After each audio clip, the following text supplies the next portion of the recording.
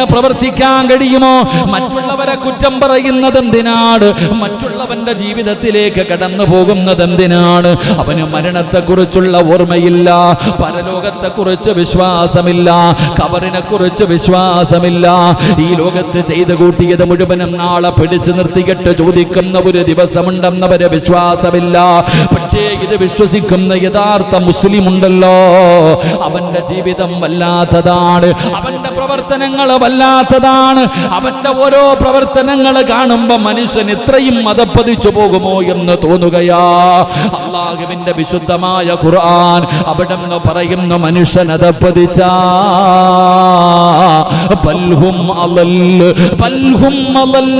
നാൽക്കാലികളെക്കാരും അതപ്പതിച്ചു പോകുമെന്ന് അല്ലാഹുവിന്റെ വിശുദ്ധമായ ഖുർആൻ ഇവിടെ നിന്ന് ഓർമ്മപ്പെടുത്തുകയാ. 1400 വർഷങ്ങൾക്ക് മുമ്പ് പടച്ച റബ്ബ് പറയുകയാണ്, 2 കാലുള്ള മനുഷ്യനുണ്ടല്ലോ, ആ മനുഷ്യൻ അതപ്പതിച്ചു കഴിഞ്ഞാൽ ബൽഹും അളല്, അവൻ 4 കാലികളെക്കാലം തരം താഴ്ന്നു പോകുമോ. അല്ലാഹുവിന്റെ ഖുർആൻ പറയുകയാ, മനുഷ്യൻ അതപ്പതിച്ചു പോയാൽ 4 കാലികളെക്കാലും തരം താഴ്ന്നു പോകും. അല്ലാഹു നമ്മളെ കാത്തിരക്ഷിക്കുമാറാകട്ടെ. ഏതെങ്കിലും മൃഗം കൂട്ടമായി ബലാത്സംഗം ചെയ്യുന്നത് നമ്മൾ ആരെങ്കിലും കണ്ടിട്ടുണ്ടോ? ഏതെങ്കിലും മൃഗങ്ങൾ മറ്റൊരു മൃഗത്തിനെ കൂട്ടമായിട്ടിട്ട് ബലാത്സംഗം ചെയ്യുന്ന കണ്ടിട്ടുണ്ടോ? ഇല്ല, മൃഗങ്ങൾ പോലും ചെയ്യില്ല. ആര് ചെയ്യും? മനുഷ്യൻ ചെയ്യും. ഒരു പെണ്ണിനെ പ്രണയിച്ചിട്ട് അവൻ്റെ ആഗ്രഹം കഴിഞ്ഞിട്ട് മറ്റുള്ളവർക്ക് പോലും പങ്കുവെച്ചു കൊടുക്കുന്ന കാലം, വളരെ നീചമായ രീതിയിൽ. ഇന്നത്തേക്ക് നമ്മളൊരു പത്രത്തിൻ്റെ വാർത്തകളൊക്കെ വായിക്കുമ്പോൾ അത്ഭുതം തോന്നുകയാണ്. 6 വയസ്സുള്ള കുട്ടിയെ പീഡിപ്പിച്ചവന് കണ്ടുപിടിച്ചു കൊടുത്ത 10 ലക്ഷം രൂപയെന്ന് പറഞ്ഞിട്ട് വാർത്തയുണ്ടായിരുന്നു. നിങ്ങൾ ആലോചിക്കുക, 6 വയസ്സുള്ള കുട്ടി, സുബ്ഹാനല്ലാഹ്, അതിൻ്റെ മുഖത്ത് നോക്കിയിട്ട് ചിരിക്കേണ്ട പ്രായം. എൻ്റെ പ്രിയപ്പെട്ടവരെ, വളരെ ക്രൂരമായ രീതിയിൽ കൂട്ടബലാത്സംഗം, ബസ്സിനകത്തിട്ട് ചെയ്യുന്നു, റോഡിലിട്ട് ചെയ്യുന്നു, അവിടെ ഇട്ട് ചെയ്യുന്നു, ഇവിടെ ഇട്ട് ചെയ്യുന്നു, പീഡനങ്ങൾ. മൃഗങ്ങൾ ചെയ്യുമോ? നിങ്ങളൊക്കെ കാപ്പി പിടിച്ചുകൊണ്ടിരിക്കുകയല്ലേ? നിങ്ങളൊക്കെ കാപ്പിയുടെ നടുവില. അള്ളാഹു ഹൗദുൽ കൗസർ കുടിക്കാൻ ഭാഗ്യം തരുമാറാകട്ടെ. എൻ്റെ പ്രിയപ്പെട്ട, മൃഗങ്ങൾ കൂട്ടബലാത്സംഗം ചെയ്യുമോ? പിന്നെ ആര് ചെയ്യും?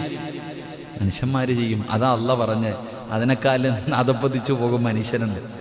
എൻ്റെ പ്രിയപ്പെട്ട സഹോദരങ്ങളെ, നാം ചിന്തിക്കേണ്ടത്, ഈ പരിശുദ്ധമായ ദീനുൽ ഇസ്ലാമിൻ്റെ സമുദായം വ്യഭിചാരം, അള്ളാഹുവിൻ്റെ റസൂൽ സല്ലല്ലാഹു അലൈഹി വസല്ലം തങ്ങൾ പറഞ്ഞു, ഒരാണും ഒരു പെണ്ണും ഒരുമിച്ചിരിക്കരുത്, ഒരന്യ പുരുഷനും ഒരന്യ പെണ്ണും ഒരുമിച്ചിരിക്കാൻ പാടില്ല എന്ന് നബിഗിന റസൂലുള്ളാഹി. ഒരാണും പെണ്ണും ഒറ്റയ്ക്കിരിക്കാൻ പാടില്ല. പരിശുദ്ധമായ ദീനിന്റെ ആ ഒരു നിലപാട് നോക്ക്, എത്ര സൂക്ഷ്മതയാ. ഇസ്ലാമിനെ കുറിച്ച് ആര് പഠിക്കുന്നു? വേറെ ഏതെങ്കിലും ഒരു മതം എടുത്തിട്ട് നിങ്ങളൊരു നിയമം പറഞ്ഞതാ? അള്ളാഹുവിന്റെ പരിശുദ്ധമായ ഖുർആൻ, അവിടെ നിന്ന് പ്രവാചകൻ സല്ലല്ലാഹു അലൈഹി വസല്ലമ തങ്ങൾ പറഞ്ഞു, ഒരന്യ പുരുഷനും ഒരു അന്യ പെണ്ണും ഒറ്റയ്ക്കിരിക്കാൻ പാടില്ല എന്ന് നബിഗിന റസൂലുള്ളാഹി. എന്തേ കാരണം? എന്തേ ഇരുന്നാലെന്താ ഇപ്പൊ കുഴപ്പമെന്താ? അല്ലേ, ഇരുന്നാലിപ്പോ കുഴപ്പമെന്തേ? എൻ്റെ പ്രിയപ്പെട്ടവരെ, ഒരു അന്യ പുരുഷനും ഒരു അന്യ പെണ്ണും അവിടെ ഇരുന്ന് കഴിഞ്ഞാൽ മൂന്നാമനായിട്ട് ഇബ്ലീസ് കടന്നു വരുമെന്ന് നബിഗിന റസൂലുള്ളാഹി. അള്ളാന്റെ ഖുർആൻ എത്ര വ്യക്തമായി പറഞ്ഞു, വ്യഭിചരിക്കരുതെന്നല്ല. അല്ല പറഞ്ഞത് വ്യഭിചരിക്കരുതെന്നല്ല, വലാ തഖറബുസ്സിനാ ഇന്നഹു കാന ഫാഹിശാ. അള്ളാന്റെ ഖുർആൻ പറഞ്ഞത് വ്യഭിചരിക്കരുതെന്നല്ല പറഞ്ഞത്, വലാ തഖറബുസ്സിന, നിങ്ങൾ അതിലേക്ക് അടുക്കുന്നത് പോലും ചെയ്യരുതെന്നാ പറഞ്ഞത്. അള്ളാഹു പറയുന്നു, നിങ്ങൾ വ്യഭിചരിക്കരുതെന്നല്ല പറഞ്ഞത്, അതിലേക്ക് അടുക്കുന്നത് പോലും. ഒരിക്കലും നിങ്ങൾ ആ വ്യഭിചാരത്തിലേക്ക് ചെന്ന് അവസാനിക്കാൻ കാരണമാകുന്ന ആ ഒരു കാര്യം പോലും നിങ്ങൾ ചെയ്യല്ലേ എന്ന് അള്ളാഹുവിൻ്റെ വിശുദ്ധ ഖുർആൻ. അള്ളാഹു നമുക്ക് ഈമാൻ നൽകുമാറാകട്ടെ. അത്രയും വ്യക്തമായ രീതിയിൽ അള്ളാഹ് പറയുന്നു, വലാ തഖറബുസ്സിന ഇന്നഹു കാന ഫാഹിശ. അതൊരു മോശമായ കാര്യമാ, ഒരു വൃത്തികെട്ട കാര്യമാ, നമുക്ക് ചേർന്നതല്ല, അതിലേക്ക് അടുക്കുക പോലും ചെയ്യല്ലേ എന്ന് വിശുദ്ധമായ ഖുർആൻ. ഇത്ര സൂക്ഷ്മതയായിട്ടാ അള്ളാഹുവിന്റെ ദീൻ, അത്ര സൂക്ഷ്മതമായിട്ടാ എനിക്കും നിങ്ങൾക്കും പഠിപ്പിച്ചു തരുന്ന ഒരു മുസ്ലിമിന്റെ ജീവിതം അങ്ങനെയാകണം. അത്ര സൂക്ഷ്മതയോടുകൂടി വേണം ജീവിക്കാൻ. അതിനുള്ള തെറ്റിലേക്ക് പോകാനുള്ള വഴികൾ നീ തുറക്കരുത്.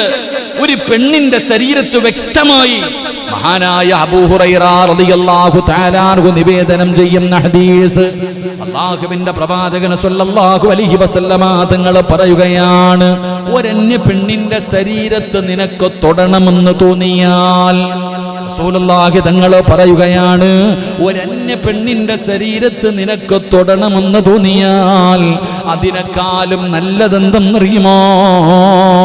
കാഷ്ടം തിന്നുകൊണ്ട് കാഷ്ടത്തിൽ കിടക്കുന്ന പന്നി എന്ന് പറയുന്ന മൃഗമുണ്ടല്ലോ, തൊട്ടാൽ 7 വെള്ളത്തിൽ കഴുകണമെന്ന്, മണ്ണ് കലർത്തിയ വെള്ളത്തിൽ കഴുകണമെന്ന് ഫിഖിന്റെ പണ്ഡിതന്മാര് പഠിപ്പിച്ചു തരുന്ന പന്നി എന്ന് പറയുന്ന മൃഗമുണ്ടല്ലോ, ആ പന്നിയെ പോയി കെട്ടിപ്പിടിച്ച് കിടക്കലാണ് അന്യ പെണ്ണിന്റെ ശരീരത്ത് തൊടുന്നതിനേക്കാളും നല്ലതെന്ന് മഹാനായ നബിയുനാ റസൂലുള്ളാഹി സ്വല്ലല്ലാഹു അലൈഹി വസല്ലമ തങ്ങൾ പഠിപ്പിക്കുകയാ. അല്ലാഹുവിന്റെ പ്രവാചകൻ അവിടെന്ന് പറയുകയാണ്, കാരണം എന്തെന്നറിയുമോ? ഒരു പന്നിയുടെ ശരീരത്ത് തൊട്ട് കഴിഞ്ഞാൽ 7 വെള്ളത്തിൽ കഴുകിക്കഴിഞ്ഞാൽ ശുദ്ധമാകുമല്ലോ. പക്ഷേ ഒരന്യ പെണ്ണിന്റെ ശരീരത്ത് തൊട്ട് വ്യഭിചരിച്ചു കഴിഞ്ഞാൽ മോനെ എവിടെ കൊണ്ടുപോയി കഴുകാനാടാ? വ്യഭിചാരമെന്ന് പറയുന്നത് റസൂലുള്ള വ്യക്തമായി പറയുന്നുണ്ട്. കണ്ണിന് വ്യഭിചാരമുണ്ട്, ചെവിക്ക് വ്യഭിചാരമുണ്ട്, നാവിന് വ്യഭിചാരമുണ്ട്, കൈക്ക് വ്യഭിചാരമുണ്ട്, കാലിന് വ്യഭിചാരമുണ്ട്, ഹൃദയത്തിന് വ്യഭിചാരമുണ്ട്, ശരീരത്തിന്റെ ഓരോ അവയവങ്ങൾക്കും വ്യഭിചാരമുണ്ടെന്ന് നബി മുഹമ്മദ് മുസ്തഫ സ്വല്ലല്ലാഹു അലൈഹി വസല്ലമ തങ്ങൾ അവിടുന്ന് പഠിപ്പിക്കുമ്പോ, എന്റെ പ്രിയപ്പെട്ടവരെ, മുസ്ലിമിന്റെ ജീവിതം വല്ലാത്ത സങ്കടകരമാണ്. പടച്ചവനെ ലജ്ജിച്ച് തലതാഴ്ത്തി പോകുന്ന രീതിയിൽ ഈ ഉമ്മത്തിന്റെ ജീവിതം അങ്ങനെയാണ്. അത്ഭുതം തോന്നാറുണ്ട്. പടച്ചവനെ, മരണമുണ്ടെന്ന് വിശ്വസിക്കുന്ന, ഖബറുണ്ടെന്ന് വിശ്വസിക്കുന്ന, പരലോകമുണ്ടെന്ന് വിശ്വസിക്കുന്ന, നരകമുണ്ടെന്ന് വിശ്വസിക്കുന്ന ഒരു മുസ്ലിമിന് എങ്ങനെയാണ് പടച്ചവനെ ഇതുപോലെ പ്രവർത്തിക്കാൻ തോന്നുന്നത്? മോശമായ ജീവിതമല്ലേ? എങ്ങനെ ഒരു മുസ്ലിമിനെ കള്ളു കുടിക്കാൻ കഴിയും? എങ്ങനെ ഒരു മുസ്ലിമിനെ വ്യഭിചരിക്കാൻ കഴിയും? എങ്ങനെ ഒരു മുസ്ലിമിന് പലിശ കച്ചവടം നടത്താൻ കഴിയും? എങ്ങനെ ഒരു മുസ്ലിമിന് പിടിച്ചു പറിക്കാൻ കഴിയും? എങ്ങനെയാണ് ഒരു മുസ്ലിമിന് കൊലപാതകം ചെയ്യാൻ കഴിയുന്നത്? എങ്ങനെയാണ് ഒരു മുസ്ലിമിന് തീവ്രവാദിയാകാൻ കഴിയുന്നത്? ഒരു മുസ്ലിമിന് എങ്ങനെയാണ് മറ്റൊരുത്തനെ വേദനിപ്പിക്കാൻ കഴിയുന്നത്? ഒരിക്കലും അവന് കഴിയില്ല. കാരണം എന്തെന്നറിയുമോ? അവൻ വിശ്വസിക്കുന്നവനാണ് അല്ലാഹു എന്ന് പറയുന്ന ഈ ലോകത്തിന്റെ അധിപനായ പടച്ച റബ്ബ്. ആ അല്ലാഹുവിന്റെ മുന്നിൽ ഒരു ദിവസം പോയി നിൽക്കേണ്ടവനാണല്ലോ. ഈ ചിന്തയുള്ള ഒരു മുസ്ലിമിന് ഒരിക്കലും അല്ലാഹുവിനെ മറക്കാൻ, ഇസ്ലാമിന്റെ നിയമങ്ങൾ കാറ്റിൽ പറത്താൻ, അല്ലാഹുവിന്റെ കൽപ്പനകൾക്ക് എതിര് പ്രവർത്തിക്കാൻ ഒരിക്കലും കഴിയില്ല. ഒരിക്കലും അങ്ങനെ കഴിയുകയില്ല. പക്ഷേ മനുഷ്യനവിടം അതപ്പതിച്ചു പോയപ്പോ മഹാനായ സയ്യിദുനാ ഉമർ ഇബ്നുൽ ഖത്താബ് റളിയല്ലാഹു തആല അൻഹു അവിടെന്ന് പറഞ്ഞു തരികയാ, എന്റെ പ്രിയപ്പെട്ടവരെ, ജനങ്ങൾ ഇങ്ങനെ അല്ലാഹുവിന്റെ നിയമങ്ങൾ കാറ്റിൽ പറത്തുമ്പോ മഹാനായ നബി മുഹമ്മദ് മുസ്തഫ സ്വല്ലല്ലാഹു അലൈഹി വസല്ലമ തങ്ങളുടെ സുന്നത്തുകൾ ജീവിതത്തിൽ നിന്ന് തുടച്ചു മാറ്റുമ്പോ തോതിവാസികളെ പോലെ, ധിക്കാരികളെ പോലെ ഈ ഭൂമിയുടെ മുകളിലൂടെ മതിമറന്ന് ആസ്വദിച്ച് സുഖിച്ച് അവനവന് തോന്നുന്നത് പോലെ ജീവിക്കുമ്പോ അല്ലാഹുവേ, മഹാനായ സയ്യിദുനാ ഉമർ ഇബ്നുൽ ഖത്താബ് റളിയല്ലാഹു തആല അൻഹു പറഞ്ഞു തരികയാ, എന്റെ പ്രിയമുള്ളവരെ, നമുക്ക് മൊബൈൽ എടുത്ത് നോക്കിയാൽ, ഫേസ്ബുക്ക് എടുത്ത് നോക്കിയാൽ, വാട്സപ്പ് എടുത്ത് നോക്കിയാൽ, യൂട്യൂബിന്റെ അകത്ത് കയറിപ്പോയാൽ ഈ ഉത്തമ സമുദായമുണ്ടല്ലോ, അല്ലാഹുവിന്റെ ദീനിനെ തരം താഴ്ത്തുന്ന രീതിയിൽ, നാണം കെടുത്തുന്ന രീതിയിൽ പ്രചരണങ്ങൾ നടക്കുകയാണ്, പ്രഭാഷണങ്ങൾ നടക്കുകയാണ്. ലൈവായിട്ട് ഈ സമുദായത്തെ മോശക്കാരാക്കുകയാണ്, നമ്മളെ നിന്യരാക്കുകയാണ്, നിസ്സാരന്മാരാക്കുകയാണ്, അവഹേളിക്കുകയാണ്. അതിന്റെ കാരണമെന്തെന്നറിയുമോ? അതിന്റെ കാരണമെന്തെന്നറിയുമോ? എന്റെ പ്രിയപ്പെട്ടവരെ, നമ്മൾ തന്നെയാണ്. ഈ ദീനിനെ നാണം കെടുത്താൻ മുസ്ലിമിനൊരു വിലയില്ലല്ലോ, മുസ്ലിമിനൊരു വിലയില്ലല്ലോ. എന്റെ പ്രിയപ്പെട്ടവരെ, അല്ലാഹുവിന്റെ പ്രവാചകൻ നബി മുഹമ്മദ് മുസ്തഫ സ്വല്ലല്ലാഹു സല്ലല്ലാഹു അലൈഹി വസല്ലമ തങ്ങൾ ആ പ്രവാചകന്റെ സ്വഹാബത്തിന് പടച്ചവനെ അമുസ്ലിമീങ്ങൾ പോലും അവിടെ നിന്ന് ആദരിച്ചിരുന്നല്ലോ, ബഹുമാനിച്ചിരുന്നല്ലോ. എന്തിനാണ് 1400 വർഷങ്ങൾക്ക് മുമ്പുള്ള ചരിത്രം പറയുന്നത്? ഇന്ത്യ മഹാരാജ്യത്ത് സാക്ഷാൽ ഈ കേരളത്തില് ആദ്യമായിട്ട് അറബികൾ കടന്നു വന്നപ്പോ അവരെ സ്വീകരിച്ചിരുന്നതാരാ? അവർക്ക് താമസിക്കാനുള്ള സ്ഥലം കൊടുത്തതാരാ? അവർക്ക് കഴിക്കാനുള്ള ഭക്ഷണം കൊടുത്തതാരാ? അറബികളെ ആദരിച്ചല്ലോ, അറബികളെ ബഹുമാനിച്ചല്ലോ. അങ്ങനെയുള്ള ഒരു നാട്ടിലാണ് ഞാനും നിങ്ങളും ജീവിക്കുന്നത്. പക്ഷേ ആ നാട്ടിൽ ഇന്ന് മുസ്ലിമിന് ഇസ്സത്തുണ്ടോ? 1400 വർഷങ്ങൾക്ക് മുമ്പൊക്കെ കടന്നു പോകുന്നത് നമ്മളൊക്കെ സ്കൂളിൽ പഠിച്ചിട്ടുണ്ട്. കൊടുങ്ങല്ലൂരിലൊക്കെ ആദ്യമായിട്ട് ഗൾഫിൽ നിന്നൊക്കെ അറബികൾ വന്നപ്പോൾ അവരെ സ്വീകരിച്ചത് ആരാ? അബൂബക്കറ അല്ലെങ്കിൽ ഉമർ? ആരാപ്പ? എൻ്റെ പ്രിയപ്പെട്ടവരെ, അന്ന് അവരെ ആദരിച്ചത്, അവരെ ബഹുമാനിച്ചു, അവർക്ക് ഭക്ഷണം കൊടുത്തു, അവർക്ക് താമസിക്കാനുള്ള സൗകര്യം കൊടുത്തു. കൊടുങ്ങല്ലൂരല്ലേപ്പ? ആരാ? നമ്പൂതിരിമാർ, അന്നത്തെ ആൾക്കാർ, ഹൈന്ദവ. അപ്പൊ അന്നൊക്കെ നമുക്ക് ഇസ്സത്ത് ഉണ്ടായിരുന്നു. പണ്ടൊക്കെ ഒരു മുസ്ലിമിന്റെ വാക്കിന് വിലയുണ്ടായിരുന്നു. മുസ്ലിം എന്ന് പറഞ്ഞാൽ ആരാ? അവനെ വിശ്വസിക്കാം. അവൻ 5 നേരം നിസ്കരിച്ച് നിസ്കാര തഴമ്പമിട്ട് അള്ളാഹുവിനെ പേടിച്ച് നടക്കുന്ന അവനെ വിശ്വസിക്കാമെന്ന് അമുസ്ലിമീങ്ങൾ പറഞ്ഞിരുന്ന ഒരു കാലഘട്ടം നമുക്കുണ്ടായിരുന്നു. അള്ളാഹു നമുക്ക് ഈമാൻ നൽകുമാറാകട്ടെ. ഇന്ന് പറയും ആരെ നമ്പിയാലും, ലൈവായതുകൊണ്ട് ഞാൻ പറയുന്നില്ല, നമ്മുടെ നാടൻ ഭാഷയിൽ പറയും ആരെ നമ്പിയാലും എന്താ പറയില്ല, എന്താ ആരെ നമ്പനാലും മേത്തനെ നമ്പന, അങ്ങനെ നേട്ടയിൽ പറയും. ആരെ നമ്പിയാലും കാക്കായ നമ്പണ്ടാന്ന് പച്ച മലയാളത്തിൽ പറഞ്ഞ അങ്ങനായി നമ്മൾ. എന്തുകൊണ്ടാണ് നമ്മൾ ഇത്രയും തരം താഴ്ന്നു പോയത്? ഊച്ചാളികൾ പോലും നമ്മളെ പറയുന്നില്ലേ?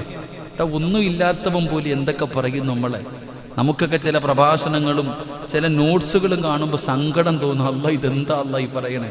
ദീനിന് ഇത്രയും നിന്നിരായി തൊപ്പിയും ചുബ്ബയിട്ട് പോകുന്നവനൊരു ബസ്സിൽ കയറി കഴിഞ്ഞാൽ ഇങ്ങനെ നോക്കുക. അല്ല, അവളൊക്കെ കയറി കഴിഞ്ഞാൽ 4 പേരിരിക്കുന്ന ഒരു സ്ഥലത്തേക്ക് കയറി പോകുമ്പോൾ നോക്കുക, അവർ നോട്ടത്തിൽ പോലും വല്ലാത്ത ഒരു പന്തികേട് തോന്നുന്നു. എന്തുകൊണ്ടാണ് നമ്മൾ ഇത്രയും തരം താഴ്ന്നു പോയത്? അതിന്റെ കാരണത്തെക്കുറിച്ച് ആരും ചിന്തിക്കണില്ല. മഹാനായ സയ്യിദുനാ ഉമർ ഇബ്നുൽ ഖത്താബ് റളിയല്ലാഹു തആല അൻഹു, മഹാനായ ഉമർ ഇബ്നുൽ ഖത്താബ് റളിയല്ലാഹു തആല അൻഹു പറയുകയാ, എന്റെ പ്രിയപ്പെട്ട സഹോദരങ്ങളെ, ഇങ്ങനെ അധപ്പതിച്ചു പോകാനുള്ള കാരണമെന്താ?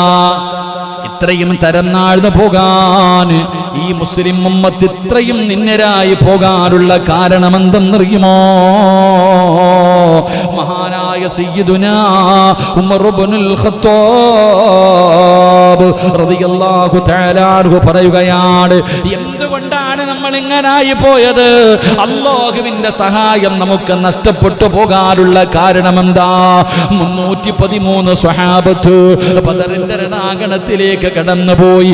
ഒടിഞ്ഞ വാള്, ഒട്ടിയ വയറ്, ഒരു നല്ല ആയുധം പോലുമില്ലാതെ 313 സ്വഹാബത്ത് 1000-ഓളം വരുന്ന ശത്രുവിന്റെ നടുവിലേക്ക് കടന്നു പോയിട്ട് എങ്ങനെയാ വിജയിച്ചതെന്നറിയുമോ?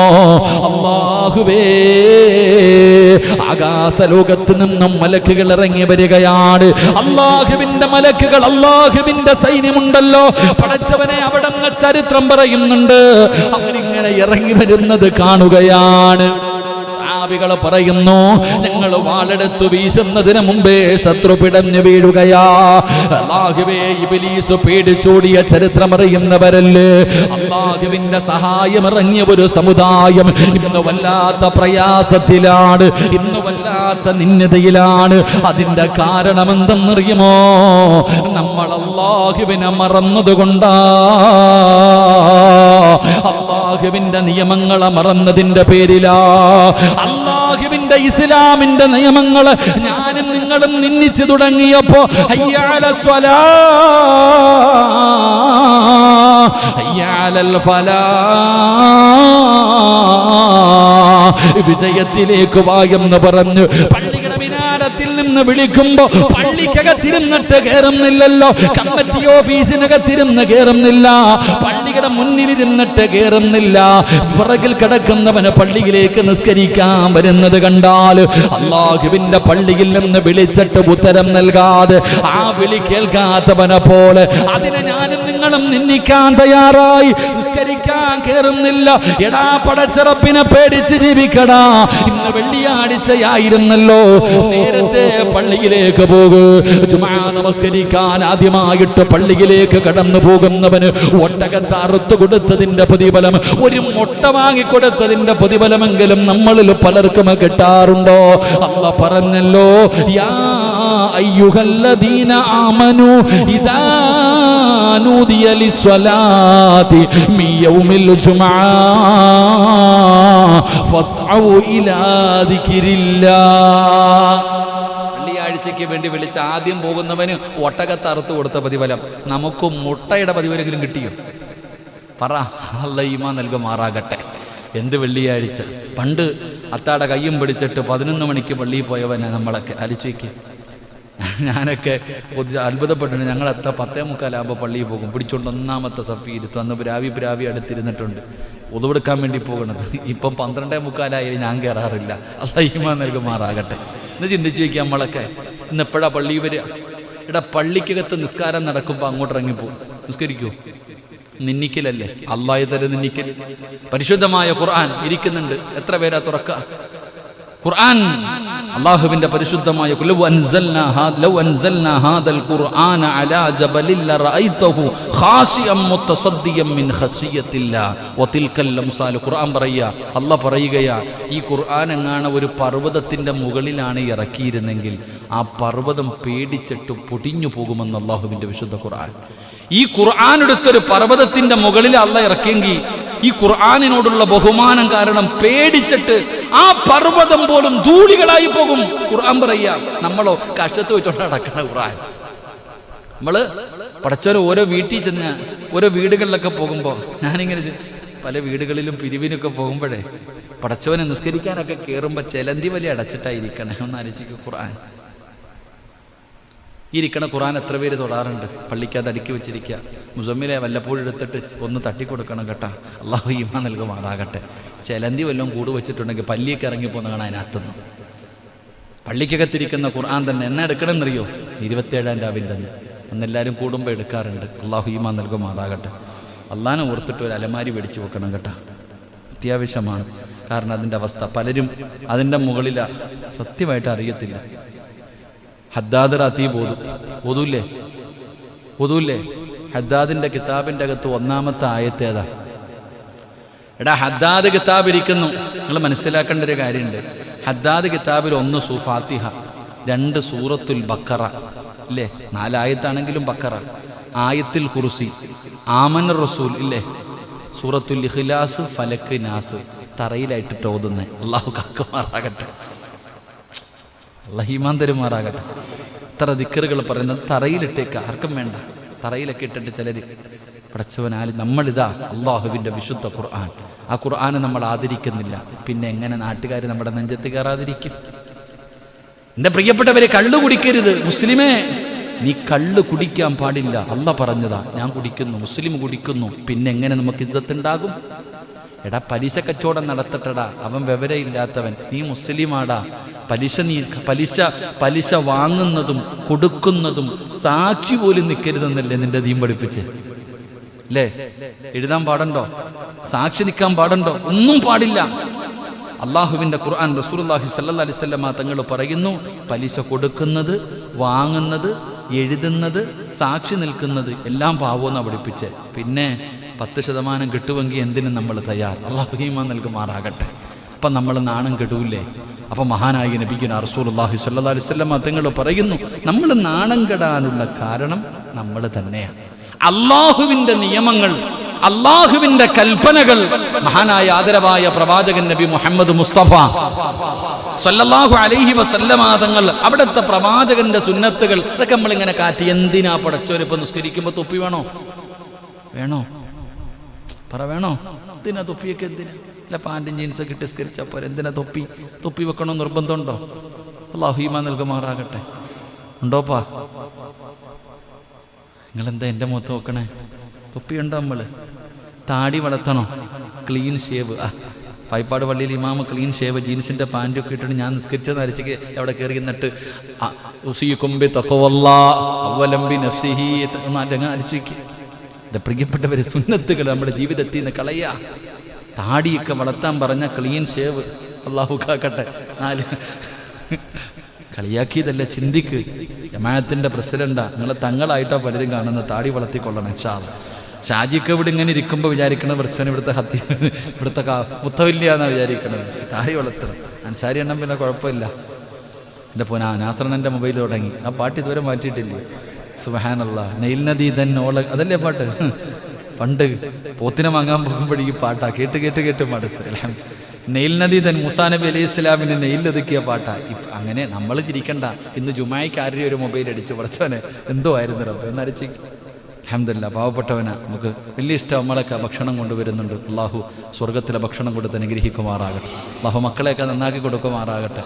അൽഹംദുലില്ലാഹ്, ഇറച്ചിക്കടയൊക്കെ തുടങ്ങിയിട്ടുണ്ട്. പോത്തിനെ ഇറക്കുമ്പോൾ ഇത്തിരി നമുക്ക് തരണം കേട്ടോ ഇൻഷാ അല്ലാഹ്. അൽഹംദുലില്ലാഹ്, അള്ളാഹു ബർക്കത്തിക്കുമാറാകട്ടെ. എവിടെയോ കൊണ്ട് കുറച്ച് പൈസ കൊണ്ടിട്ടിട്ട് തിരിച്ചു കിട്ടണില്ല, സങ്കടത്തില്ല. അള്ളാഹു അത് തിരിച്ചു കൊടുത്ത് അനുഗ്രഹിക്കുമാറാകട്ടെ. എൻ്റെ പ്രിയപ്പെട്ട സഹോദരങ്ങളെ, ഞാൻ പറഞ്ഞു വന്നത്, നമ്മൾ അള്ളാഹുവിൻ്റെ നിയമങ്ങൾ അനുസരിക്കണില്ല. നമ്മൾ തോന്നിവാസം പോലെ അള്ളാനെ കളിയാക്കുന്ന പോലെയല്ലേ ഇതൊക്കെ. ഈ നിയമങ്ങളൊക്കെ ഞാനും നിങ്ങളും അനുസരിക്കാതെ വരുമ്പോൾ അള്ളാനെ നമ്മൾ നിന്ദിക്കുന്നു. അപ്പം നാട്ടുകാർ നമ്മളെ നിന്നും. അതുകൊണ്ടാണ് ഇസ്സത്ത് നഷ്ടപ്പെട്ടു പോയത്.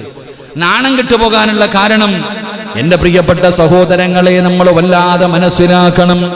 മഹാനായ സയ്യിദുനാ ഉമർ ഇബ്നുൽ ഖത്താബ് റളിയല്ലാഹു തആല അൻഹു അദ്ദേഹത്തിന്റെ ശത്രുക്കൾക്കെതിരെ പ്രാർത്ഥിച്ചുകൊണ്ട് അള്ളാഹുവിനോട് സഹായം തേടാറുണ്ടായിരുന്നു.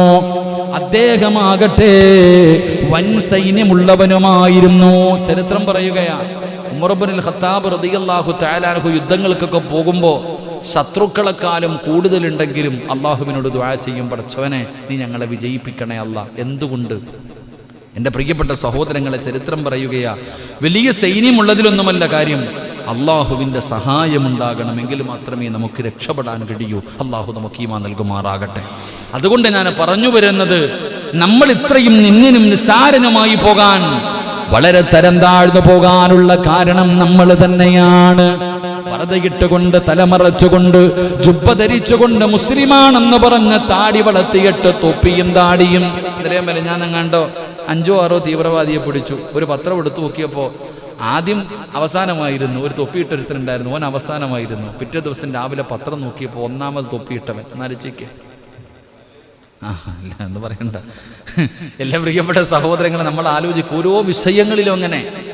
അപ്പം നമ്മൾ ചിന്തിക്കണം, മുസ്ലിം ഉമ്മത്തിനെ, ഈ സമുദായത്തിനെ എല്ലാവരും നമ്മളിങ്ങനെ മോശക്കാരാക്കിക്കൊണ്ടിരിക്കുകയാണ്. അതിൻ്റെ കാരണം നമ്മൾ തന്നെ. നമ്മൾ അള്ളാഹുവിനെ മറക്കുന്നു, അള്ളാഹുവിൻ്റെ കൽപ്പനകളെ പിൻപറ്റുന്നില്ല, അനുസരിക്കുന്നില്ല. റസൂലുള്ളാഹി സ്വല്ലല്ലാഹു അലൈഹി വസല്ലമ തങ്ങളുടെ സുന്നത്തുകൾ ജീവിതത്തിൽ മുറുകെ പിടിക്കുന്നില്ല.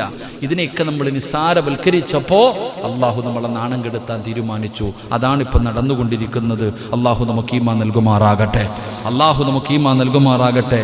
എൻ്റെ പ്രിയപ്പെട്ട സഹോദരങ്ങളെ, ഈ സമുദായത്തിന് ബാധിച്ചിരിക്കുന്ന ഈ നിന്ദിതയിൽ നിന്ന് കരകയറാനുള്ള ഏക വഴി അള്ളാഹുവിൻ്റെ ദീനിലേക്ക് തിരിച്ചു പോകുക. ഇതല്ലാതെ വേറെ വഴിയില്ല. ഈ നിന്ദിതയും ഈ അവഹേളനവും ഈ തരം താഴ്ത്തലും ഈ ഒറ്റപ്പെടുത്തലും ഇതെല്ലാം മാറണമെങ്കിൽ ഏക വഴി അള്ളാഹുവിൻ്റെ ദീനിലേക്കും മുറുകെ പിടിച്ചുകൊണ്ട് ആ ദീനിലേക്ക് തന്നെ മടങ്ങുക, അള്ളാഹുവിലേക്ക് തന്നെ മടങ്ങുക. അതല്ലാതെ ഒരു വഴി നമുക്കില്ല. ഇബ്നു ഉമർ റളിയല്ലാഹു തആല അൻഹു, മഹാനായ ഇബ്നു ഉമർ റളിയല്ലാഹു തആല അൻഹു പറയുന്നു, ഖാല സമഅതു റസൂലല്ലാഹി സ്വല്ലല്ലാഹു അലൈഹി വസല്ലം ഇദാ തബായഅതും ബിൽഗിനതി വഅഖതും അദ്നബൽ ബഖറ വറളീതു ബിസ്സർഇ.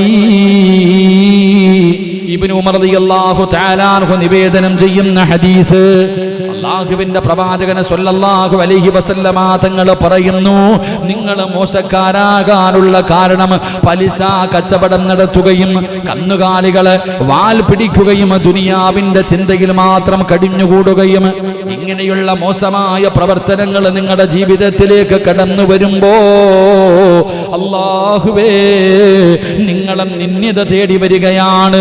നിങ്ങളെ നിസാരത തേടി വരികയാണ്. അതുകൊണ്ട് അതിൽ നിന്നൊരു മാറ്റം വേണോ? ഈ ദില്ലത്തിൽ നിന്നൊരു മാറ്റം വേണോ? അല്ലാഹുവിന്റെ ദീനിലേക്ക് നിങ്ങൾ മടങ്ങലല്ലാതെ മറ്റൊരു വഴിയുമില്ലെന്ന് മഹാനായ നബിയുനാ റസൂലുള്ളാഹി സ്വല്ലല്ലാഹു അലൈഹി വസല്ലമ തങ്ങൾ അവിടുന്ന് പഠിപ്പിക്കുമ്പോ, എന്റെ പ്രിയപ്പെട്ടവരെ, ദീനിനെ കുറിച്ച് നിങ്ങൾ ഭയപ്പെടണ്ട. എന്തിനാണ് ദീന് തകർന്നു പോകുമെന്ന് നിങ്ങൾ ഒരിക്കലും പേടിക്കണ്ട. അല്ലാഹുവിന്റെ ദീനിന്റെ വിഷയത്തിൽ ഞാനും നിങ്ങളും പേടിക്കണ്ട. പടച്ചവനെ, ഇവരെല്ലാവരും നമ്മൾക്കെതിരായാലും അല്ലാഹുവിന്റെ ദീനിനെ തകർക്കാൻ ശത്രുക്കൾ മുഴുവനും ഒറ്റക്കെട്ടായിട്ട് ദീനിനെതിരെ തിരിഞ്ഞാലും നമ്മളാരും പേടിക്കണ്ട. അല്ലാഹുവിന്റെ ദീനിനെ തകർക്കാൻ ഒരാൾക്കും കഴിയില്ല.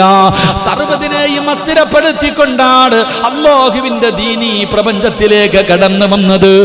ഒരിക്കലും അത് തകരില്ല. ആരൊക്കെ പരിശ്രമിച്ചാലും അല്ലാഹു വളർത്തണമെന്ന് വിചാരിച്ചാൽ ഈ ലോകം മുഴുവനും ഇസ്ലാമിന്റെ കൊടിക്കീഴിലേക്ക് കൊണ്ടുവരണമെന്ന് പടച്ച റബ്ബ് തീരുമാനിച്ച ആരൊക്കെ വിചാരിച്ചാലും പറ്റുകയില്ല. ആരൊക്കെ തകർക്കാൻ നോക്കിയാലും ഒരിക്കലും അതിന് കഴിയുകയില്ല. കാരണം അല്ലാഹുവിന്റെ പ്രകാശമാണ്. ഇത് അല്ലാഹുവിന്റെ നൂറാ. ഈ നൂറിനെ കെടുത്താൻ എത്ര പരിശ്രമിച്ചാലും കഴിയില്ലല്ലോ. യുരീദൂന ലിയുത്ഫിഉ നൂറല്ലാഹി ബിഅഫ്വാഹിഹിം വല്ലാഹു മുത്തിമ്മു നൂരിഹി വലൗ കരിഹൽ കാഫിറൂൻ. ഒരുപാട് പേര് പരാജയപ്പെട്ടു പോയതാണ്. പടച്ചവനെ, അല്ലാഹുവിന്റെ ദീനിനെ തകർക്കാൻ നമ്രൂദ് ഉണ്ടായിരുന്നല്ലോ, ഫിറഔൻ ഉണ്ടായിരുന്നല്ലോ, അബൂജഹൽ ഉണ്ടായിരുന്നല്ലോ, ഉത്ബത്ത് ഉണ്ടായിരുന്നല്ലോ, ശൈബത്ത് ഉണ്ടായിരുന്നല്ലോ, ഹാമാൻ ഉണ്ടായിരുന്നല്ലോ. ഒരുപാട് കൊലകൊമ്പന്മാർ അല്ലാഹുവിന്റെ ദീനിനെ കെടുത്തി കളയാർ, ഈ ദീനിനെ തകർത്ത് കളയാൻ പരിശ്രമിച്ചിട്ടും അവര് പരാജയപ്പെട്ടല്ലോ. എന്റെ മുസ്ലിമേ, അല്ലാഹുവിന്റെ ദീനിനെ വളർത്തണമെന്ന് പടച്ച റബ്ബ് തീരുമാനിച്ചാൽ വളർത്തി കാണിക്കും സഹോദരാ. അതിന് വേറെ എങ്ങും പോകണ്ടല്ലോ. അല്ലാഹുവിന്റെ പരിശുദ്ധമായ ഖുർആൻ എടുത്ത് നോക്ക്. അള്ളാന്റെ വിശുദ്ധമായ ഖുർആൻ എടുത്ത് നോക്ക്. വളർത്തണമെന്ന് കാണിച്ചാൽ അല്ലാഹു ഈ ദീനിനെ ഈ പ്രപഞ്ചത്തിൽ നിലനിർത്തണമെന്ന് വിചാരിച്ച എങ്ങനെയാണ് നിലനിർത്തിയതിനൊരു സാമ്പിൾ അല്ലാഹു പറഞ്ഞു തരുന്നുണ്ട്. നിങ്ങൾ അല്ലാഹുവിന്റെ ഖുർആൻ എടുത്ത് നോക്ക്. ഇസ്ലാമിന്റെ ഏറ്റവും വലിയ ശത്രുവായ സാക്ഷാൽ ഫിറഔൻ ഉണ്ടല്ലോ. ഫിറഔൻ അവിടെ നിന്നൊരു സ്വപ്നം കാണുകയാണ്. പടച്ചവനെ, അതാ സ്വപ്നത്തിന്റെ വ്യാഖ്യാനം ചോദിച്ചപ്പോ ഫിറഔനിന്റെ നിലനിൽപ്പിന് തന്നെ ചോദ്യചിഹ്നമാകുന്ന രീതിയിൽ ഒരാൺകുഞ്ഞ് കടന്നു വരുന്നു എന്ന് അവിടത്തെ പടച്ചവനെ സ്വപ്ന വ്യാഖ്യാനം പറഞ്ഞു കൊടുക്കുന്നവർ പറഞ്ഞു കൊടുത്തപ്പോ അതാ ഫിറഔന് തന്റെ കിങ്കരന്മാരോട് ഓർഡർ ഇടുകയാണ്. ഇനി ബനൂ ഇസ്രായേലുണ്ടല്ലോ, മുസ്ലിമീങ്ങളിൽ ആരെങ്കിലും ഒരു പെണ്ണ് ആൺകുഞ്ഞിനെ പ്രസവിച്ചു കഴിഞ്ഞാൽ ആ കുഞ്ഞിനെ പ്രസവിച്ച ഉടനെ നിങ്ങൾ കൊന്നുകളയണം. മുസ്ലിമീങ്ങളെ പ്രസവിക്കുന്ന ആൺകുഞ്ഞുങ്ങളെ മുഴുവനും കൊന്നുകളയണം. അവൻ നമ്മുടെ മതത്തിനെതിരാണ്, അവൻ ഫിറഔനിനെതിരെ വരുമല്ലോ എന്ന് പറഞ്ഞുകൊണ്ട് ബനൂ ഇസ്രായേൽ ജനിക്കുന്ന ആൺകുഞ്ഞുങ്ങളെ മുഴുവനും കൊന്നുകളയുകയാ. എന്റെ പ്രിയപ്പെട്ടവര്, അങ്ങനെ ഫിറഔനിന്റെ കിങ്കരന്മാര് ജനിക്കുന്ന ആൺകുഞ്ഞുങ്ങളെ മുഴുവനും കൊന്നുകൊണ്ടിരിക്കുമ്പോഴാണ് അല്ലാഹുവിന്റെ പ്രവാചകന് മഹാനായ കലീമുല്ലാഹി പടച്ചവനെ അവിടുന്ന് ജനിക്കുകയാണ്. അതാ മൂസാ നബിയെ കൊല്ലുന്നതിന് വേണ്ടി മൂസാ നബിയുടെ വീട്ടിലേക്ക്, മൂസാ നബിയുടെ ഉമ്മയുടെ മുന്നിലേക്ക് അതാ ഫിറഔനിന്റെ കിങ്കരന്മാരെ കടന്നു വന്നപ്പോ അല്ലാഹു പറഞ്ഞു കൊടുക്കുകയാ, ഒരു പെട്ടിക്കകത്താക്കിയിട്ട് തന്റെ പൊന്നാര മകനെ നൈൽ എന്ന് പറയുന്ന നദിയിലൊഴുക്കുവാൻ പടച്ചവനെ അല്ലാഹു പറഞ്ഞപ്പോ അവിടുന്ന് തന്റെ പൊന്നുമോനെ കെട്ടിപ്പിടിച്ച് ചുംബനം കൊടുത്തിട്ട് നൈൽ നദിക്കകത്തേക്ക് ഒഴുക്കുകയാണ്. ചരിത്രമറിയുമല്ലോ, ഫിറഔനിന്റെ ഭാര്യയായ ആസിയ ബീവി റളിയല്ലാഹു തആല അൻഹ. പഠിക്കണം, ചരിത്രങ്ങൾ പഠിക്കണം. ആസിയ ബീവി അവിടുന്ന് കാണുകയാണ്, അല്ല എവിടെയാണ് ആ മൂസാ നബിയെ വളർത്തിയത്? അല്ല എവിടെയാണ്? അതാ മുസ്ലിമിന്റെ വയറ്റിൽ നിന്ന് ജനിക്കുന്ന മുസ്ലിം പെണ്ണ് പ്രസവിക്കുന്ന ആൺകുഞ്ഞുങ്ങളെ മുഴുവനും കൊന്നുകൊണ്ടിരിക്കുമ്പോ അല്ലാഹു സുബ്ഹാനഹു വ തആല മൂസാ നബിയെ വളർത്തിയത് എവിടെയെന്നറിയുമോ? ഫിർഔനിന്റെ മടിത്തട്ടിലിട്ട, ഫിർഔനിന്റെ മണിയറയ്ക്കകത്തിട്ട, ഫിർഔനിന്റെ കൊട്ടാരത്തിന്റെ അകത്തിട്ടിട്ട് അല്ലാഹു മൂസാ നബിയെ വളർത്തുകയാ. ഇതിനെക്കാളും എന്ത് തെളിവാ വേണ്ടത്? ഇതിനെക്കാളും എന്ത് തെളിവാ വേണ്ടത്? എന്റെ പ്രിയപ്പെട്ടവരെ, അല്ലാഹുവിന്റെ ദീൻ, ആ ദീനിനെ നിലനിർത്താൻ അല്ലാഹുവിന് അറിയുമല്ലോ. മൂസാ നബി ആൺകുഞ്ഞുങ്ങളെ മുഴുവനും, ഫിർഔൻ ആൺകുഞ്ഞുങ്ങളെ മുഴുവനും കൊന്നുകൊണ്ടിരിക്കുമ്പോ ഫിർഔനെതിരെ ശബ്ദിക്കേണ്ട മൂസാ നബി ഫിർഔനിന്റെ മടിയില്, ഫിർഔനിന്റെ കൊട്ടാരത്തിന്റെ അകത്ത് വളർന്നുകൊണ്ടിരിക്കുകയാ. എന്തിനു പറയണം? ഫിർഔനിന്റെ ഭാര്യയുണ്ടല്ലോ, മഹ്ദി ആസിയ. അല്ലാഹുവിന്റെ ഖുർആൻ എടുത്തു നോക്ക്. അല്ലാഹു പറയുകയാണ്, ലോകത്ത് കടന്നു വരുന്ന ഖിയാമത്ത് നാൾ വരെ കടന്നു വരുന്ന പെണ്ണുങ്ങളോട് അല്ലാഹു പറയുന്നു, പെണ്ണുങ്ങളെ നിങ്ങൾ രണ്ടുപേരെ കണ്ടു പഠിക്കണേ, നിങ്ങൾ രണ്ടുപേരെ റോൾ മോഡലാക്കണേ. അല്ല പറയുകയാണ്, നിങ്ങൾ രണ്ട് പെണ്ണുങ്ങളെ കണ്ടുപഠിക്കണം. ആ പെണ്ണുങ്ങളെയാണ് നിങ്ങൾ പിൻപറ്റേണ്ടത്. അവരാരെന്നറിയുവോ? അല്ലാഹുവിന്റെ വിശുദ്ധമായ ഖുർആൻ ഇവിടെന്ന് പറഞ്ഞു തരുന്നുണ്ട്. ഫിർഔനിന്റെ ഭാര്യയായ ആസിയ, ആസിയ ബീവിയുടെ ചരിത്രം നിങ്ങൾ വായിച്ചു നോക്ക്. ആസിയ ബീവിയുടെ ജീവിതം നിങ്ങൾ പഠിച്ചു നോക്ക്. ഫിർഔനിന്റെ ഭാര്യയായ ആസിയ ബീവി റളിയല്ലാഹു തആല അൻഹ അവസാനം ഫിർഔനിന്റെ ഭാര്യയായിരുന്നല്ലോ. അല്ലാഹുവിന്റെ ദീനിനെ കൊണ്ട് വിശ്വസിച്ചു. അവസാനം ആസിയ ബീവിയുടെ ഗുഹ്യഭാഗത്തേക്ക് പഠിപ്പിച്ച കമ്പി കുത്തിയിറക്കിയിട്ട് ആസിയ ബീവിയെ കൊല്ലുമ്പോ ആ സമയത്ത് ആസിയ ബീവി അല്ലാഹുവിനോട് ചോദിക്കുന്നത് എന്തെന്നറിയുമോ? പടച്ചവരോട് ചോദിച്ചത് എന്തെന്നറിയുമോ? ബൈതം ഫിൽ ജന്ന. അല്ലാഹുവേ, അല്ലാഹുവേ, സ്വർഗ്ഗത്തിൽ ഈ ആസിയായിക്ക് ഒരു വീട് തരണേ അല്ലാ. ആസിയ ബീവി എവിടെന്ന് ചോദിച്ചു എന്ന് ഖുർആൻ പറയുമ്പോ, എന്റെ പ്രിയപ്പെട്ടവരെ, അല്ലാഹുവിന്റെ ദീനിന് വളർത്തണമെന്ന് പടച്ച റബ്ബ് തീരുമാനിച്ച ആരൊക്കെ നോക്കിയാലും തോറ്റുപോകും. ആരൊക്കെ തലകുത്തി മറിഞ്ഞാലും, ആരൊക്കെ എന്തൊക്കെ വിപ്ലവങ്ങൾ നടത്തിയാലും അല്ലാഹുവിന്റെ ദീനി ലോകത്ത് കൊടികുത്തി വാഴും. ഇത് ഖുർആൻ പറഞ്ഞതാ, ഇത് ഖുർആൻ പറഞ്ഞതാ. അതുകൊണ്ട് എന്റെ പ്രിയപ്പെട്ടവരോട് ഓർമ്മപ്പെടുത്തുകയാണ്, ഇതിനൊക്കെ കാരണം എന്തെന്നറിയുമോ?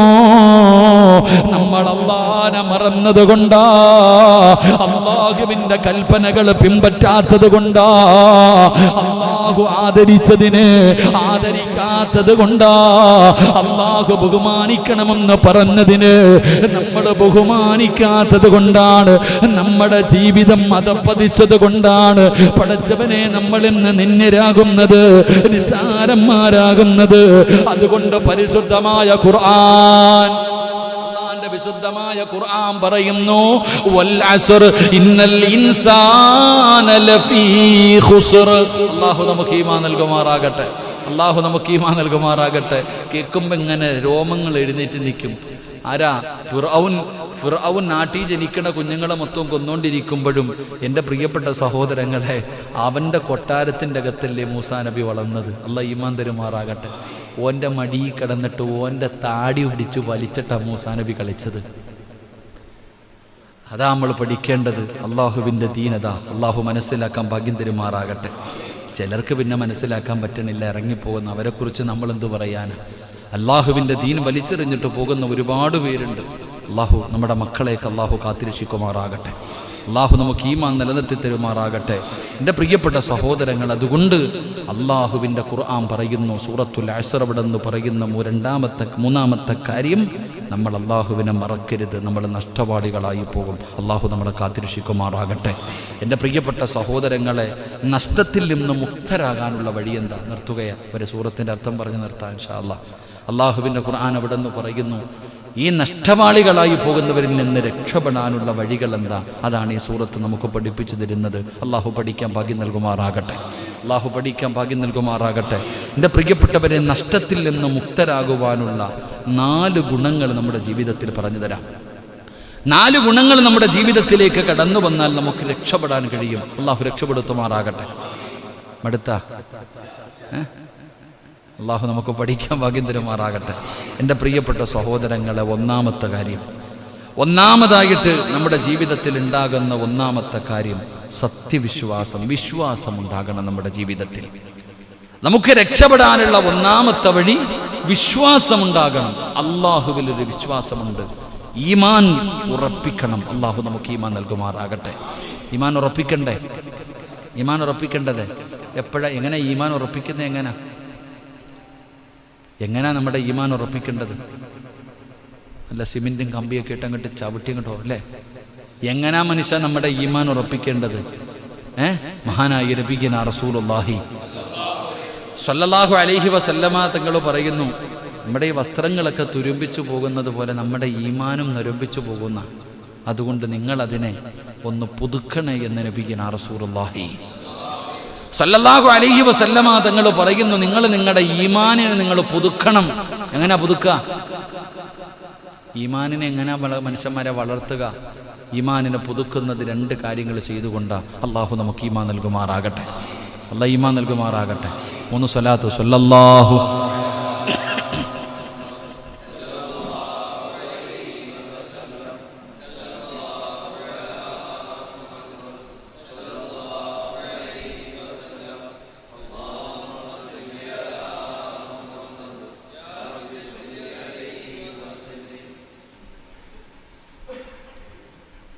അള്ളാഹു സ്വീകരിക്കുമാറാകട്ടെ.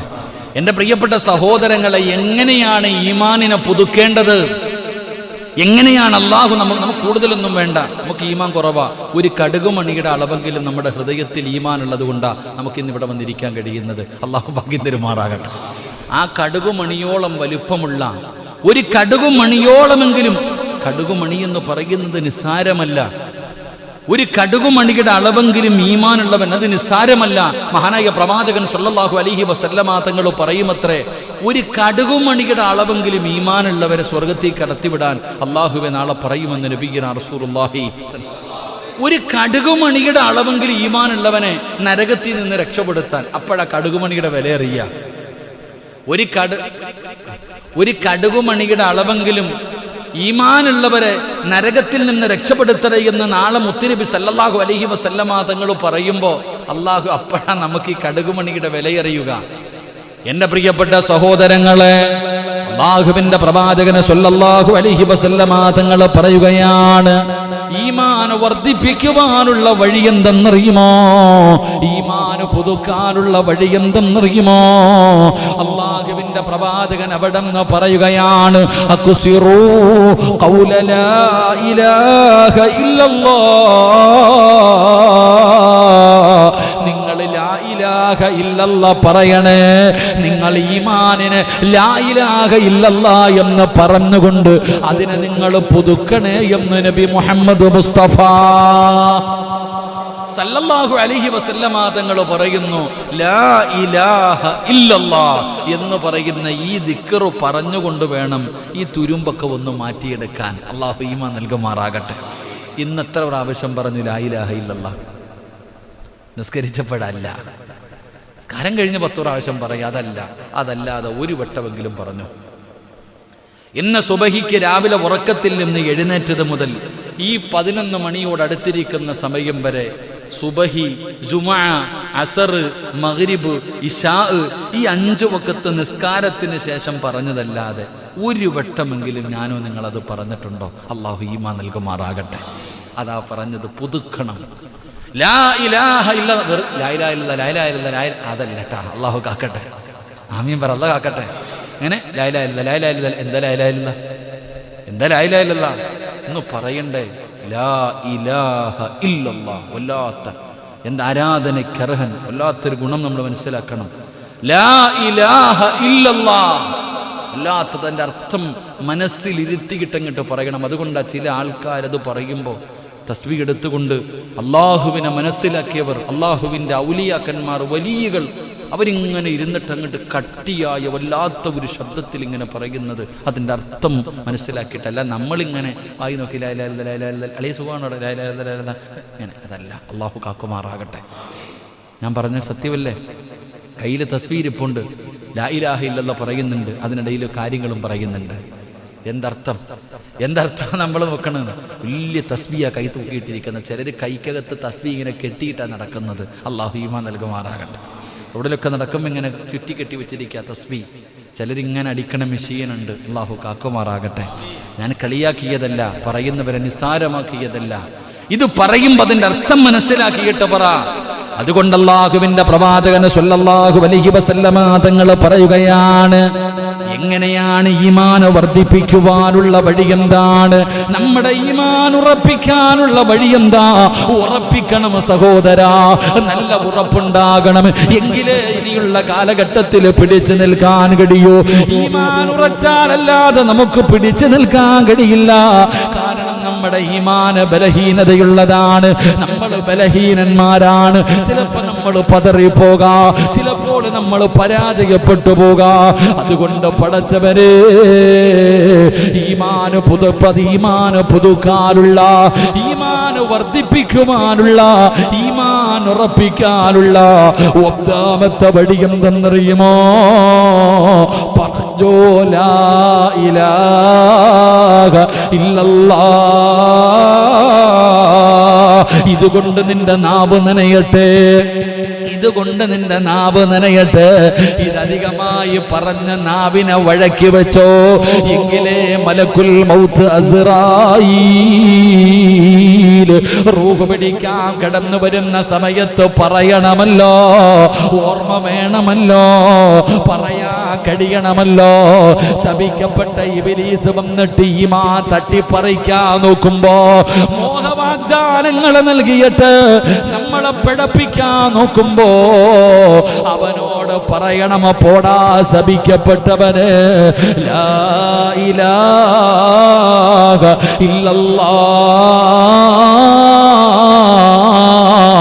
മുഹമ്മദുർ റസൂലുള്ളാഹ്. കേട്ട് നിൽക്കുന്നവരുടെ കണ്ണ് നിറയണം. സക്കറാത്തിന്റെ അവസ്ഥയിൽ മരണത്തോടെ മല്ലടിച്ചുകൊണ്ട് കിടക്കുമ്പോ, മയ്യത്തിന്റെ ചാരത്ത്, മരിക്കാൻ കിടക്കുന്നവരുടെ ചാരത്ത് നിൽക്കുന്നവരെ കൊതിച്ചു പോകണം.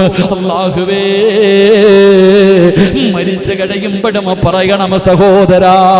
പല മക്കളും പറയുമല്ലോ, ചില ഉമ്മമാര് ചിലര് പറയുമല്ലോ, ഉസ്താദ് എന്റെ വാപ്പ മരിക്കുന്ന സമയത്ത് ഷഹാദത്ത് കലിമ പറയുന്നത് ഞാൻ കേട്ട് ഉസ്താദ്. എന്തൊരു മരണമാ സഹോദരാ, എന്തൊരു മരണമാ സഹോദരാ. അതുകൊണ്ട് പറഞ്ഞു പറഞ്ഞു പറഞ്ഞു പഠിച്ചോ. ഈമാൻ വർദ്ധിക്കുവാനുള്ള, വിശ്വാസം ഉറപ്പിക്കുവാനുള്ള ഒന്നാമത്തെ വഴി എന്ത്? അക്സിറൂ ഖൗല ലാ ഇലാഹ ഇല്ലല്ലാഹ്. സല്ലല്ലാഹു അലൈഹി വസല്ലമ തങ്ങൾ പറയുകയാ, ഈമാൻ വർദ്ധിക്കുവാനുള്ള, ഈമാൻ ഉറയ്ക്കുവാനുള്ള രണ്ടാമത്തെ വഴി എന്തെന്നറിയുമോ? പൈസ ചെലവില്ലാത്ത വഴിയാ, കഷ്ടപ്പാടില്ലാത്ത വഴിയാ. ചെയ്യേണ്ട കാര്യം എന്തെന്നറിയുമോ?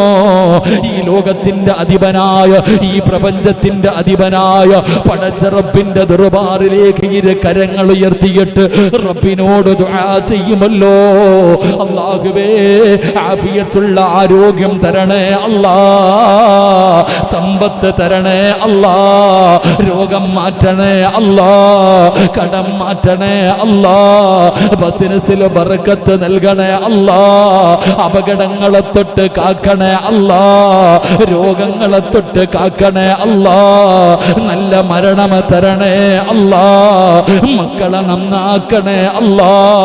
ജീവിതത്തിലെ ഓരോ കാര്യങ്ങളും ഞാനും നിങ്ങളും അല്ലാഹുവിനോട് എണ്ണി എണ്ണി പറയുമല്ലോ.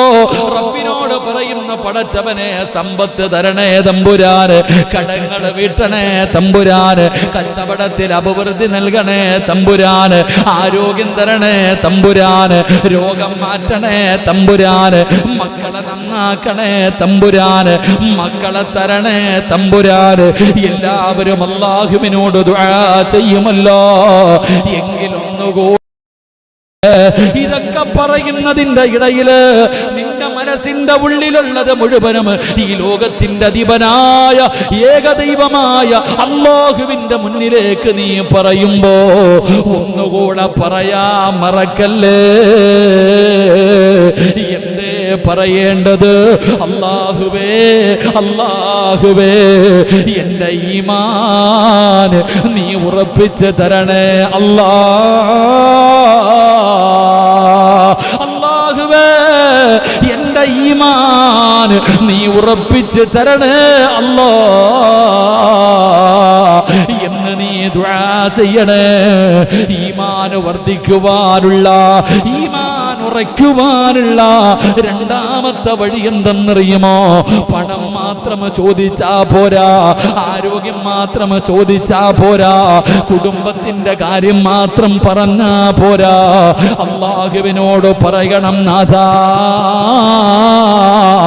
എന്റെ ഈമാൻ നീ ഉറപ്പിച്ച് തരണേ അല്ലാ,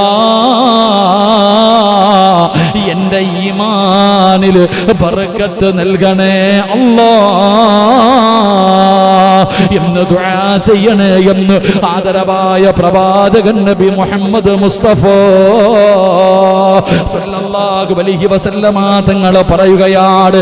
അതുകൊണ്ട് നഷ്ടതാടികളിൽ നിന്ന് ഈ ലോകത്ത് നഷ്ടപ്പെട്ടു പോകുന്നവർ ഖസ്റത്ത് ദുനിയാ വൽ ആഖിറ,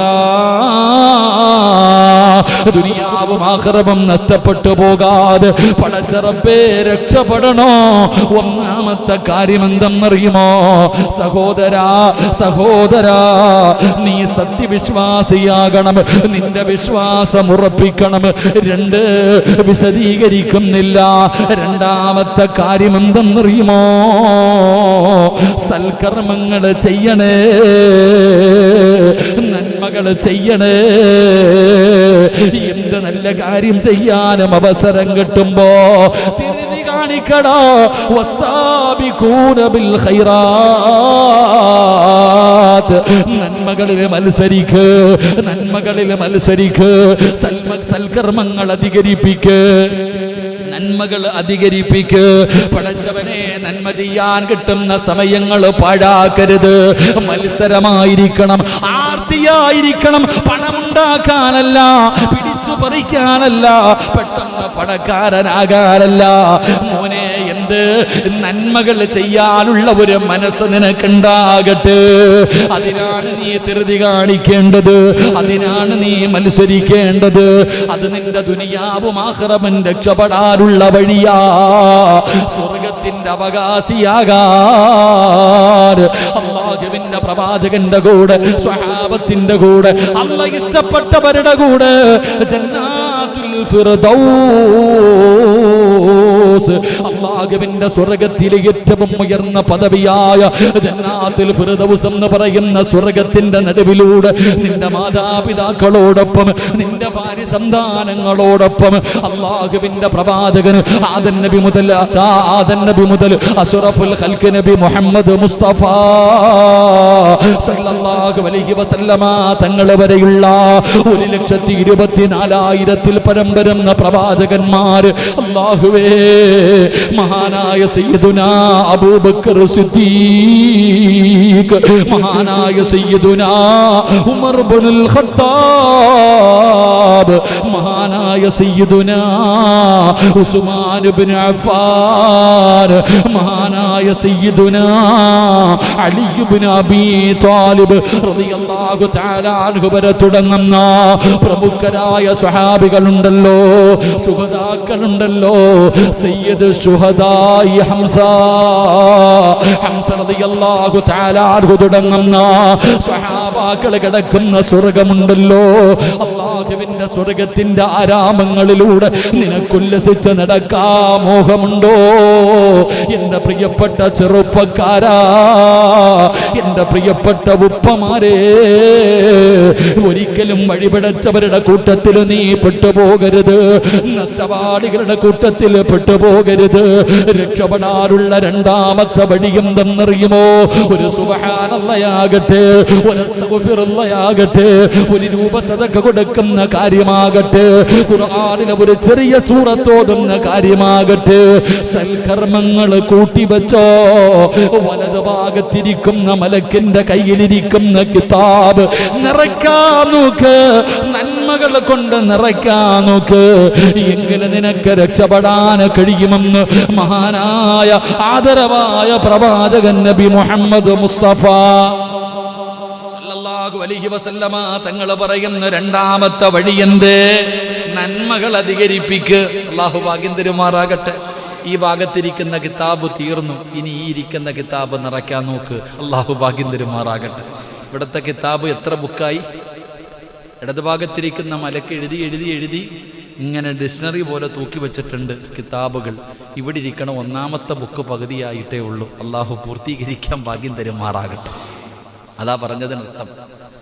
ഇവിടെ ഇരിക്കുന്ന മലക്കിന് വല്ല ജോലിയും കൊടുക്ക്. അള്ളാഹു ആ മലക്ക് റെസ്റ്റ് എടുത്തുകൊണ്ടിരിക്കുക, എപ്പോഴും റെസ്റ്റില്ല. അള്ളാഹു ആ മലക്കിന് ജോലി കൊടുക്കാൻ ഭാഗ്യം തരുമാറാകട്ടെ. ആമീൻ പറ. വല്ല ജോലിയും കൊടുക്കണ്ടേ? അതിനുള്ള പ്രവർത്തനങ്ങൾ നടത്തിക്കൊണ്ടിരിക്കും. 3, എൻ്റെ പ്രിയപ്പെട്ട സഹോദരങ്ങളെ, മൂന്നാമത്തെ കാര്യം തമ്മിൽ തമ്മിൽ സത്യം ഉപദേശിക്കുക. രക്ഷപ്പെടാനുള്ള മൂന്നാമത്തെ വഴി പരസ്പരം സത്യം ഉപദേശിച്ചു കൊടുക്കുക. അള്ളാഹു ഈമാൻ നൽകുമാറാകട്ടെ. അവിടെയാണ് നമ്മൾ പോയത്. മൂന്നാമതായിട്ട് പറയുന്ന നന്മ ഉപദേശിച്ചു കൊടുക്കുക. പരസ്പരം സത്യമാണ് പറഞ്ഞു കൊടുക്കേണ്ടത്. എന്താണ് ദീൻ, എന്താണ് ഇസ്ലാം, എന്താണ് ഖുർആൻ, എന്താണ് ഹദീസ്, എന്താണ് ബിദ്അത്ത്, എന്താണ് നന്മ. നന്മ ഉപദേശിച്ചു കൊടുക്ക്, നീ രക്ഷപ്പെടുമെന്ന് നബി മുഹമ്മദ് മുസ്തഫ. അള്ളാഹു നമുക്ക് ഈമാൻ നൽകുമാറാകട്ടെ.